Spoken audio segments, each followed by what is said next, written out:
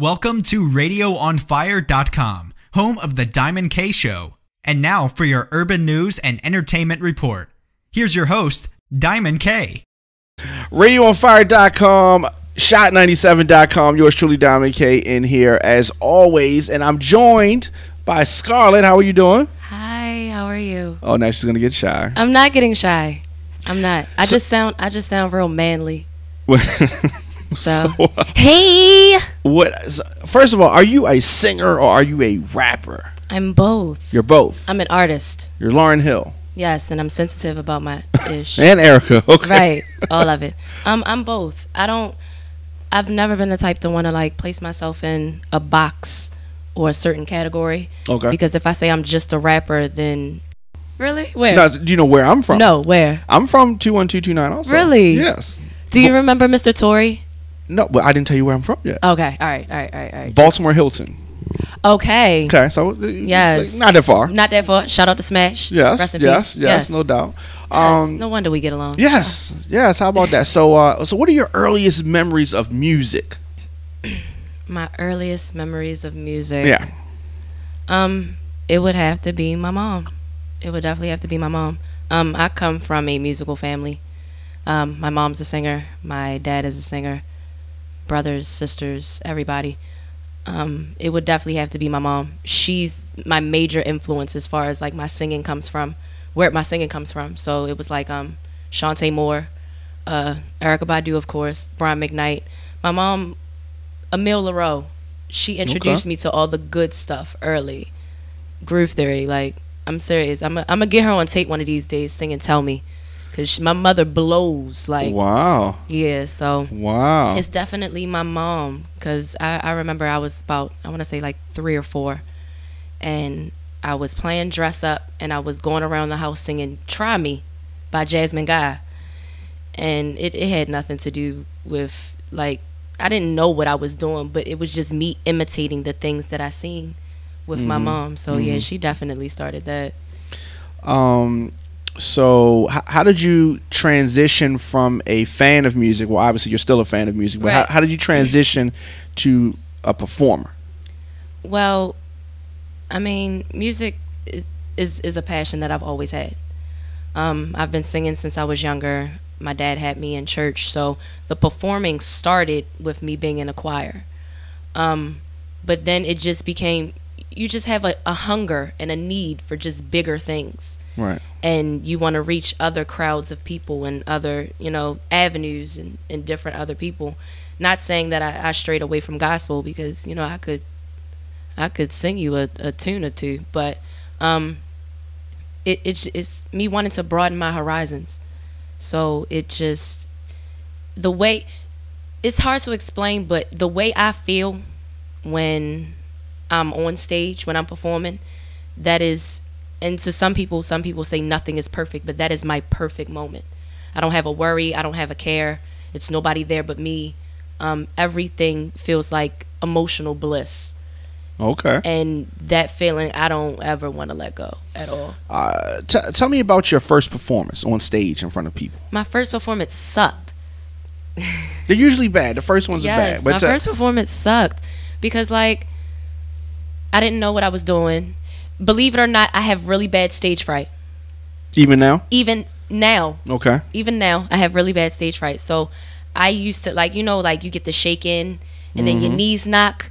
It was one of those type things. And then I didn't know how to move and work the stage. So you literally see me holding a mic, standing there, like, shaking with my knees knocking and trying to, like, dance in between it. And then I took a couple shots. Back then, I started in 2007, and it was at Hip Hop 101 at the 5 Seasons with Sonny Brown and rest in peace to Low Key.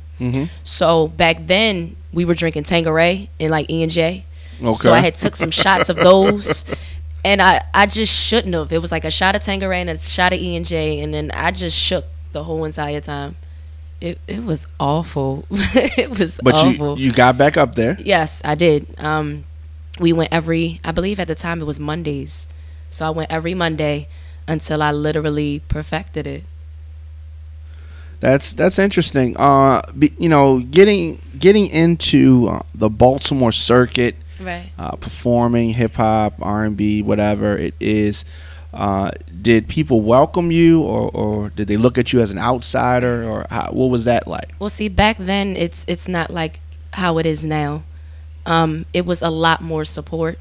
Okay. At the time, it was very few females. It was myself, my best friend Lady Lust. It was C Notes, and then it was Shy Lady Heron. Okay. So back then, and Jade Fox. So back then it was just us. So it was kind of difficult because, of course, we had to. You got to prove yourself because we're in a arena full of guys, and they're just like, who are these females? So it was a lot more supportive back then. The scene was more unified. Like it was nothing to pack out shows. It was nothing for all of us to be there. Everybody knew everybody. It was more of a family setting, as opposed to the way it is now. So back then it was definitely a lot easier. You've been hinting a couple of times to the way it is now. How is it now? Obviously you seem to have liked it better Yes, a few years back. How is it now? How is Baltimore's independent music scene now? Am I allowed to cuss? Yes. Who the fuck are these people? What do you mean? I mean, it's. I'm not gonna say it's no shade, but it is towards some. Every time I turn around, it's a different person, a different rapper. It's too many rappers, okay, and not enough fans. Like that's a slogan that we stick by a lot. It's too many rappers. Like I understand if you have a passion for it, but a lot of people, it's starting to become a hobby and a trend and something to do. So it's just like every time I turn around, it's somebody different. But back then, you had to put in work.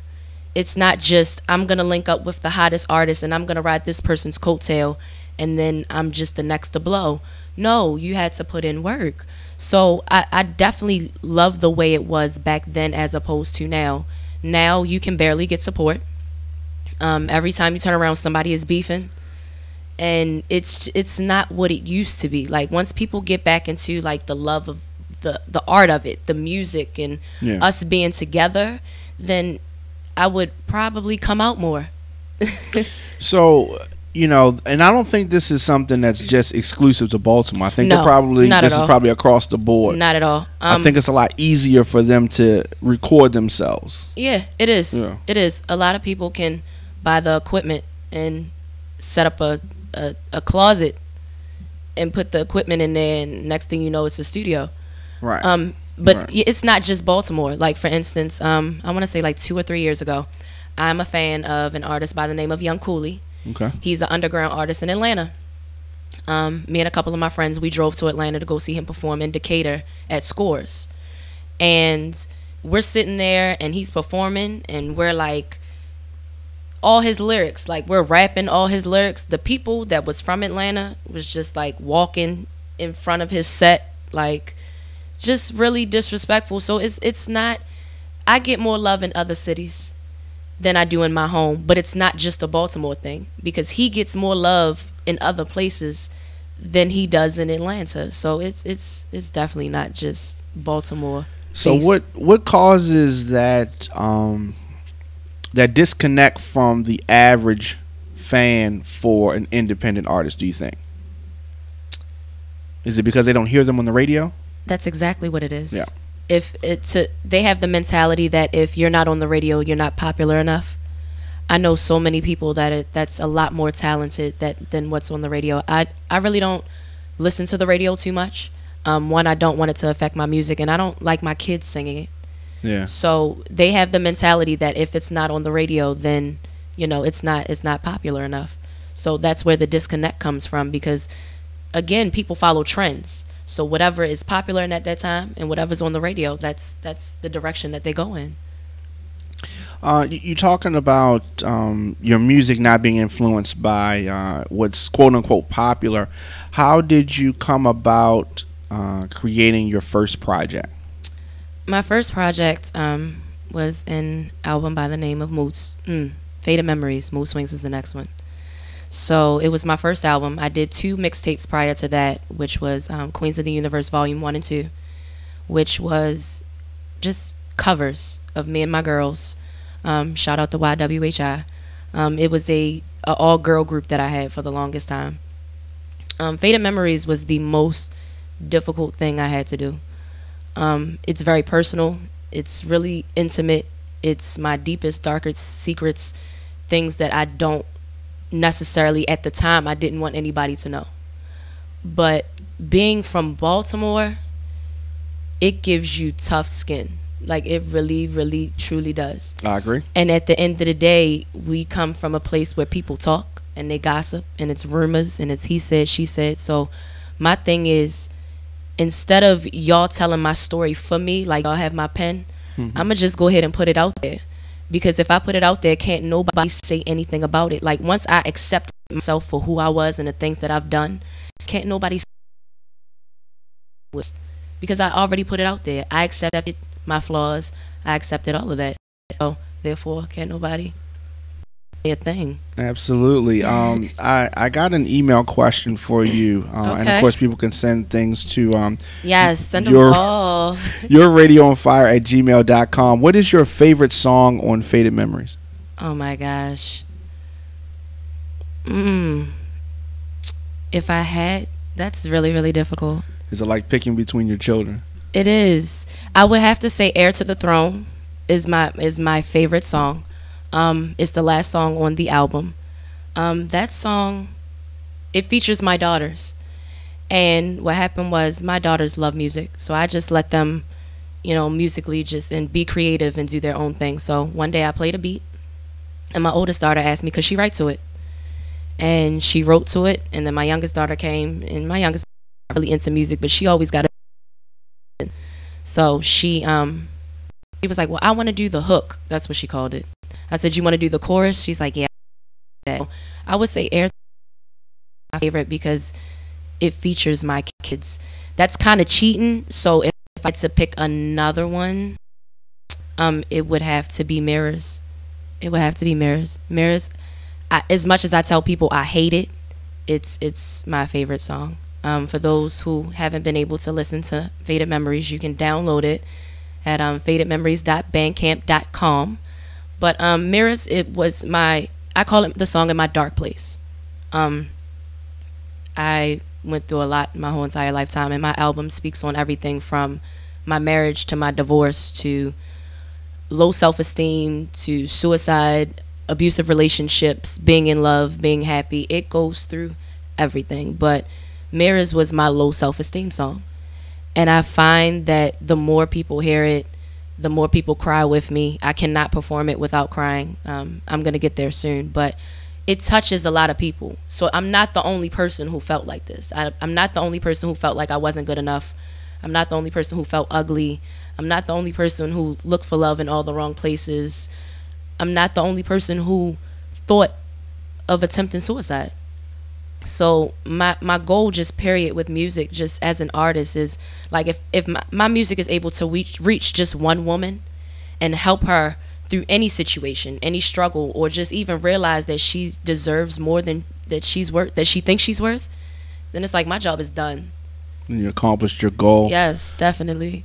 Faded Memories, we were talking off camera, got a lot of recognition around Baltimore. Yes, it definitely did. Baltimore Music Awards, and what other awards did you get? Faded Memories won Album of the Year for the Baltimore Music Awards. Right. And then it also won Album of the Year with the Rap Royalty Awards. Okay, definitely. So it's receiving a lot of recognition, and it's greatly appreciated. I never thought it would be something like that. Really? Because I didn't. I just wanted to get it out there. I just wanted my story to be told. I'm a writer, so my way of expressing myself is just by writing it down. Like, if not, I'll bottle everything inside. And I became a really angry person for a long time from the things that I went through in my past. So, do you have a business, product, or event that you need to promote to men and women ages 23 to 44? If so, Radio on Fire can help you do it with one of our promo packages. Our broadcasts reach over 150,000 people per month. Sponsorship for one or all of our radio programs can include live mentions, social media posting, commercials, and more. Visit radioonfire.com/advertise to find out more about a promo package that fits your needs. Rates start as low as $50. If you want to reach men and women ages 23 to 44, log on now. RadioOnFire.com. We are back.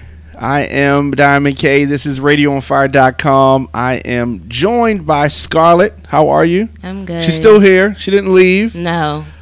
So we were talking a little bit about Faded Memories. Yes. And the notoriety that it has brought you in this area. Right. So what's next for Scarlett? Next for Scarlett is first and foremost, we're working on the visuals for Faded Memories. I don't want to leave my fans without the actual visuals for that. So I think I'm going to do some music videos coming. Right. So 2 to 3 music videos from off of Faded Memories. And then in the process, I was gone for about 2 months. And I was in Cali, and then I was in Vegas. So I started working with different producers, and I started working on the second album, which is going to be called Mood Swings.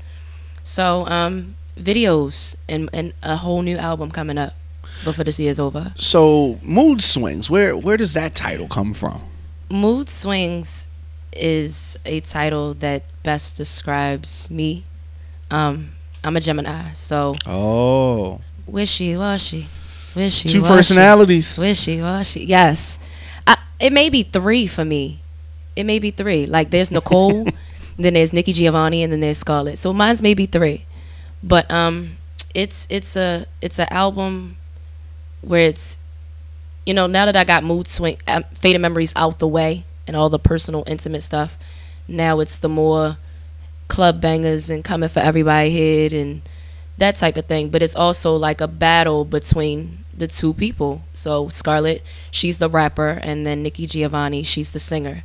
So I didn't want to do the T.I. versus T.I.P. type thing. Yeah. So I just named it Mood Swings. So it's gonna be a really, really dope album with producers. Shout out to Ghost out of Monterey Bay. He definitely looked out for me, and it's gonna be really dope. So you definitely stepped outside of your comfort zone. Yeah. Your regular list of producers. Yeah. What is your favorite city that you've been to? It's something about New York. Okay. I don't know what it is. Could you live there? I mean, or Jersey? I could live in Jersey. Mm-hmm. The crazy thing is, me and my best friend Hazzy, we're considering moving to either Jersey or Charlotte. Oh wow! So yeah, North Carolina. Yes. Okay. Because it's like I want to go to Atlanta. I do, but at the same token, I feel like that's the move for everybody. Everybody just, all right, well, let me just leave Baltimore and go to Atlanta and start my rap career. Like, no. People do that. Yes, they do. Yeah. They do. I've lived in Atlanta for several years at a time. They definitely do that. Yes, they definitely do. But New York is one of my cities. It's something about the bright lights and the fast pace, and it feels like I belong there. Like, don't get me wrong, I love the West Coast. I love Vegas, and I love Cali. But it's something about New York that's just super special. I mean, it's kind of like Baltimore, I guess. But yeah, Baltimore is a lot like that. Another question that I got earlier, yourradioonfire@gmail.com. Are you single? Who asked that? I mean, I guess I could give you the email address. Oh, no. Okay. All right. No. No. I don't think it's somebody that you knew, though. No, I am not single. I am in a relationship, a very healthy one. Do you find that some people that are in entertainment don't like to talk about their relationships or don't like to acknowledge their relationships? You seem like you've always been somebody who did not have a problem acknowledging that. Never. Has that helped or hurt you and the relationships? Well, in previous relationships, it actually hurt the situation more. I'm the type of person to where as though I put everything on the forefront and I just let it be known that this is what it is. Unfortunately, for the last relationship that I was in, I dated someone who was in the same industry as me. And as much as I thought that it just would be perfect, because you think like somebody who shares the same passion as you, like you know, we could do this together and we could sit and we could write music and we could do X, Y, and Z. But at the same token, us putting our relationships out there, it caused a lot of problems for people who didn't want to see us together, for people who hated the situation, or whatever the case may be. So it definitely hurt. But at the same token, my relationship is private, the one I'm in now, but it's not a secret. So I've learned not to, everything that me and Nick go through is not going to be on social networks. Every picture is not going to be posted. Everybody's not going to know our every move. That was a mistake that I made in the past, because it really, social networks can, in some cases, if people aren't strong enough, it can damage a relationship. I agree with that. I've had my own battles with relationships and social networks. Yes. I understand they, I mean, you said that really well. You said that it was private but not a secret. Right. Yeah. Yes. And it's definitely that's a good way to look at that. I might have to borrow that one from you. Yes. But you're in a good place now. I'm in a, oh my goodness, I'm blessed. Like, I'm in a really, really, really good place. This is the happiest I've been in a very long time. And of course, some people like the Mary J. Blige aspect of my life, because I create good music that way. But I just have to sometimes go back and take memories that I really didn't want to create some things. You can go back to that place. Yes, I can go back to that place. It's very easy for me to go back to that place. But I'm really happy. Like, it's just crazy, because it's just, and it's not necessarily throwing shade, but I found the person that God made for me. He's regular. Like, he's just a regular guy. Like, no music industry, no DJ, no nothing. He works and he comes home and he plays Xbox and he supports me, and we just have the perfect relationship. Okay. So I don't have to deal with the questioning fans and who's this person and who's that person and who blew you kisses under your picture. And like, he understands my life, because initially I thought that a person in the same industry would have understood my lifestyle. No, that ain't the case. But he understands it, and he's very supportive. What is your favorite social media site? Twitter. Interesting. I thought you were going to say Instagram. I would say Instagram.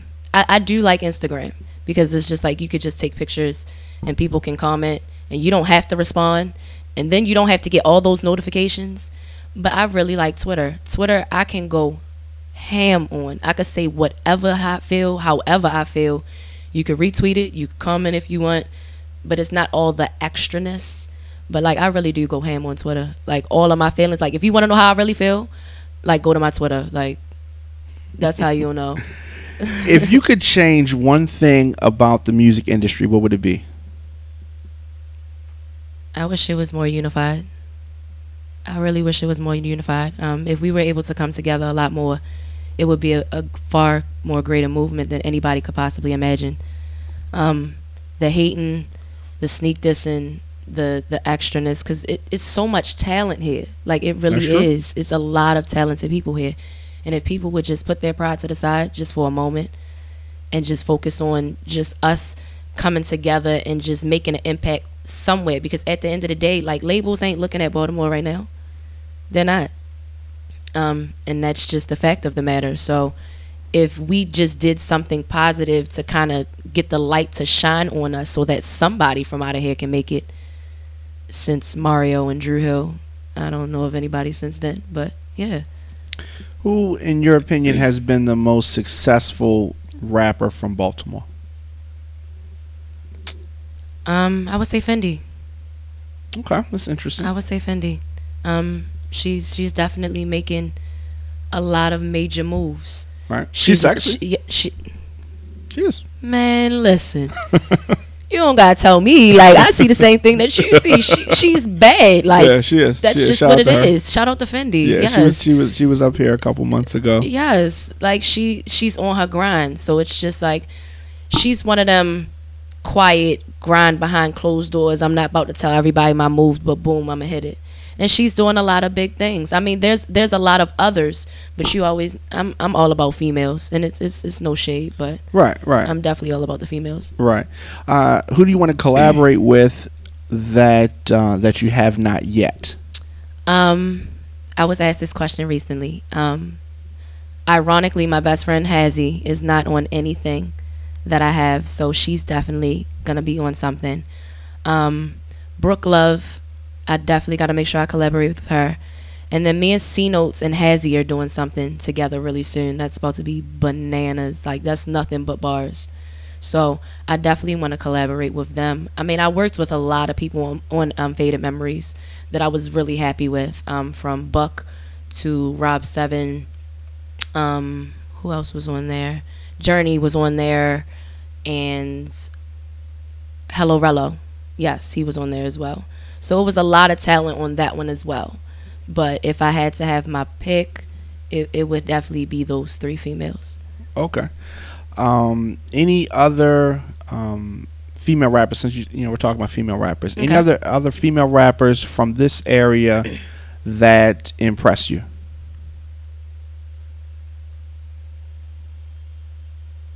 Other than the ones that you've named. So what female rappers are hot? Let me think.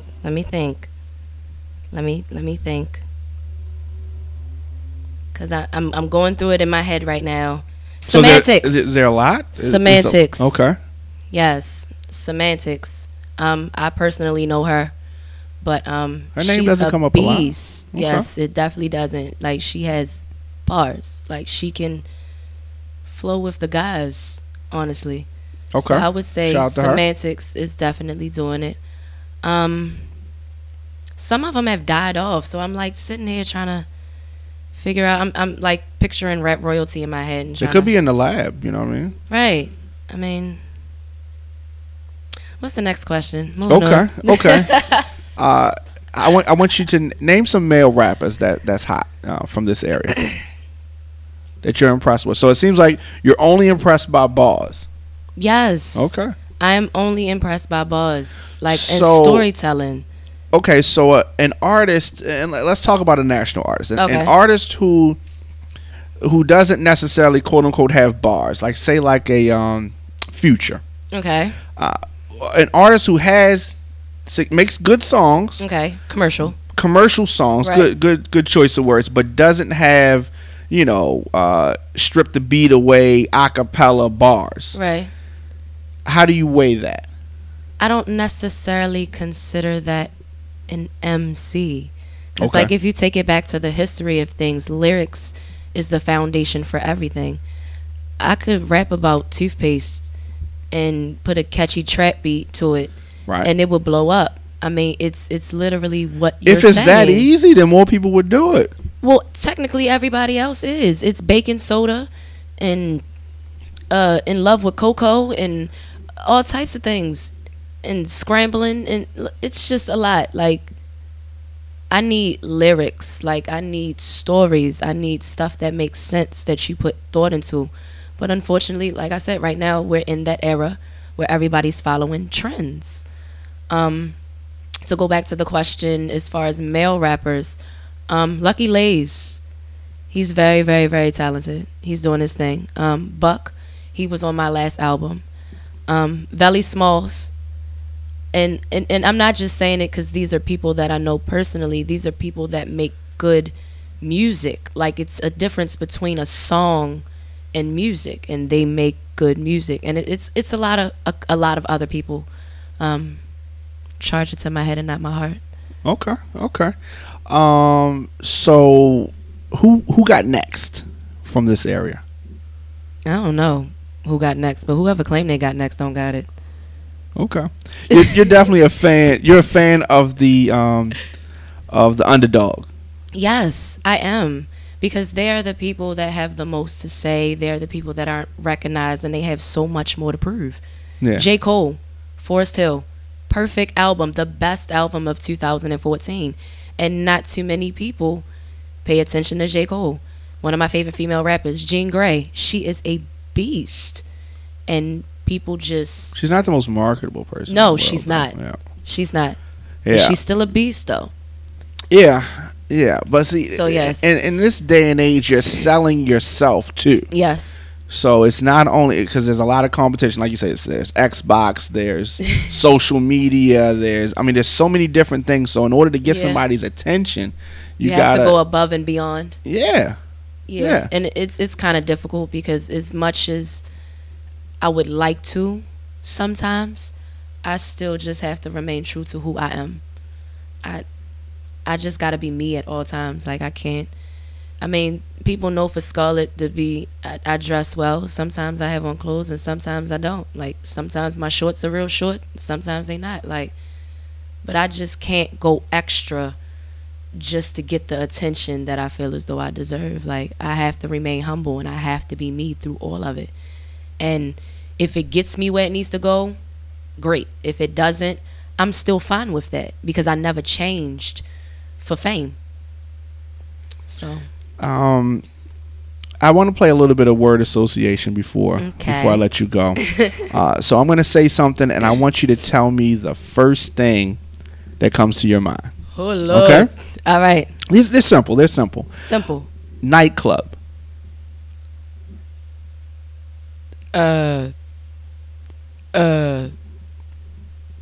Paparazzi. Okay. Success. Who's the first person that comes to your mind when you think of the word success? Oprah. Oprah. Why? Many reasons. Oprah is one of the very few people that started with a dream and a vision, and over a long amount of time she stuck with that dream and that vision, and she was determined just with everything, with her motivational speeches, being a life coach, with her talk show, to make it successful. She followed the passion that she has in life to pretty much be where she is today, and she's on that Forbes list. So that's true. That's true. That's true. Yeah. Favorite movie? Love and Basketball. So you are a hopeless romantic and a tomboy all at once. Favorite song? Oh my goodness. Is It a Crime by Sade. Okay. It's one of my mom's favorites. Best rapper alive? This is so difficult. But if I had to choose one, I would say Tupac. And it's not just because we share the same birthday. Oh, alive. He said alive. Yeah, Jay-Z. so Jay-Z. you were throwing me Jay-Z. off a little. My bad. Shut. You heard that, hey, right? Tupac. We're twins. So Tupac, if Tupac was alive, you would say Tupac. Yes. My bad. I've been drinking. So Jay-Z. Yes, in my opinion. Yes. Now that's interesting. So you liked Tupac over Biggie? Yes. But you like Jay-Z over Nas? Over Nas. Yes. I agree with you on Jay-Z over Nas. I'm a big Tupac fan. I don't know if Tupac could rap better than Biggie though. It's so confusing. It's so difficult. It's very definitely difficult. One of them ongoing debates. It's definitely ongoing debate. I mean, Biggie only had 2 albums. Yes. 2 actual studio albums. Right. Tupac had more than that. Tupac recorded more music. Yes. I think they both probably smoked the same amount of weed, but Tupac smoked more of his in the studio. Yes.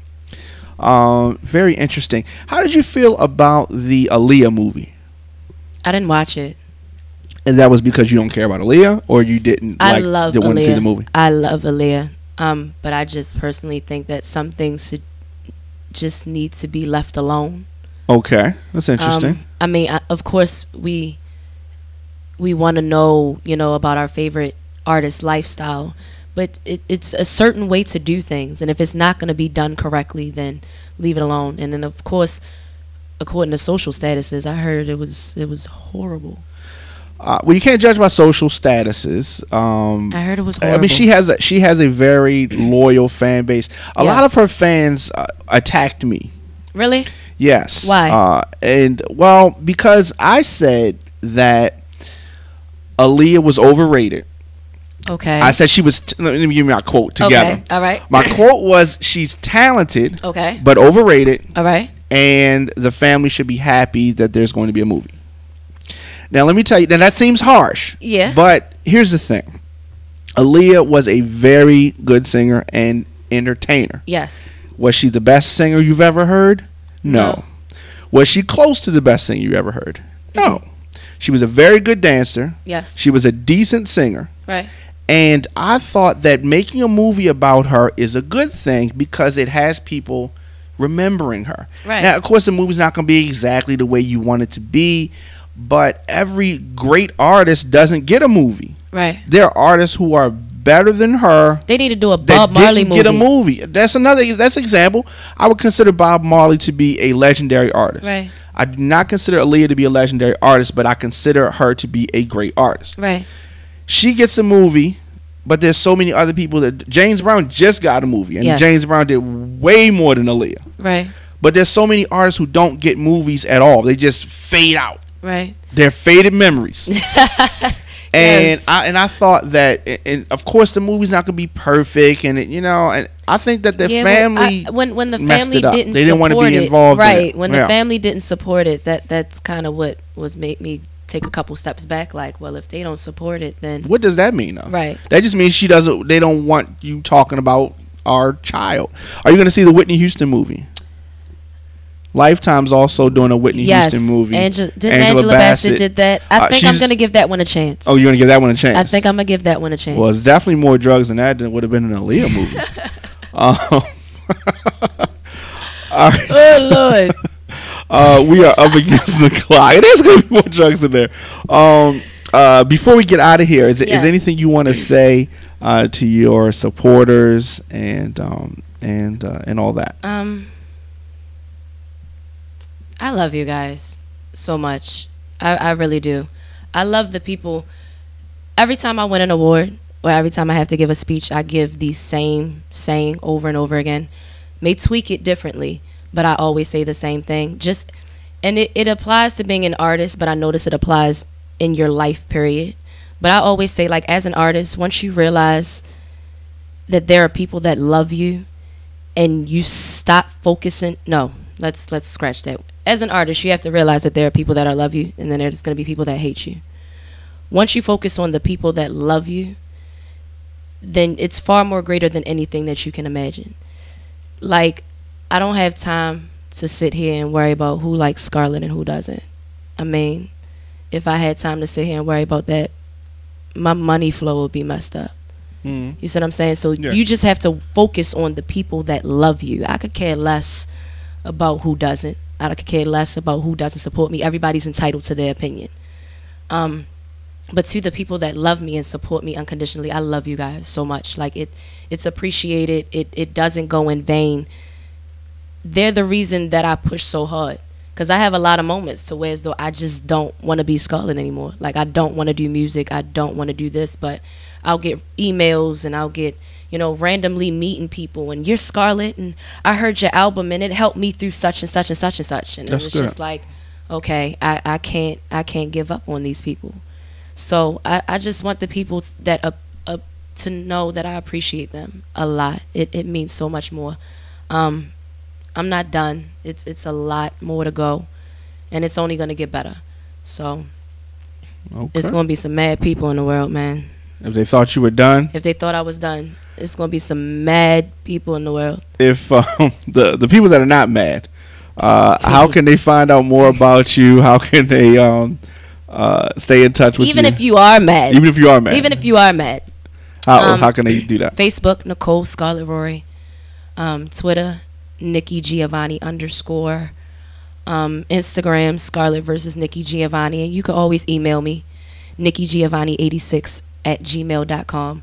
I get all types of mail from fans and different producers and, different people everywhere. So it's always love. Okay. Yes. There you have it. Yes, there we have it. I definitely want to thank you for stopping through. Thank you for it's been a minute, but I appreciate you because you've always supported me. Absolutely. Always, from day one, from Queen of the Mic to the time we met. Anything you need, I'm here for. Absolutely. Always I here. appreciate that. Next time I'll bring more juicy drama. I got y'all. Okay. All right. So as always, I'll be back tomorrow, 7:30. Yes, tune in. And thank you for stopping through. Queen salute. Scarlett. Love y'all. Queen of the universe. You already know what it is. All right. Fuck your feelings.